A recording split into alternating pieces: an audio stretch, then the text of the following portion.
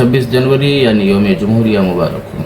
26 जनवरी सिर्फ एक छुट्टी नहीं, ना ही एक तारीख़ है, बल्कि ये खून से लिखी हुई एक खामोश कसम है और हम हिंदुस्तानियों के दिलों की धड़कन है। इसमें मुजाहिदीन आज़ादी के आंसू, माओं की दुआएं और लाखों लोगों के ख्वाब हैं।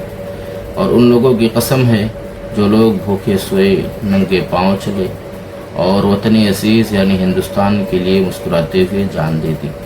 हमारा कानून यानी संविधान दर्द, दुआओं, कुर्बानियों, जद्दोजहद और उम्मीदों के साथ बना है। दीन हमें सिखाता है कि वतन से मोहब्बत अखलाकी फरीज़ा है और इंसानियत की खिदमत बहुत बड़ी इबादत है।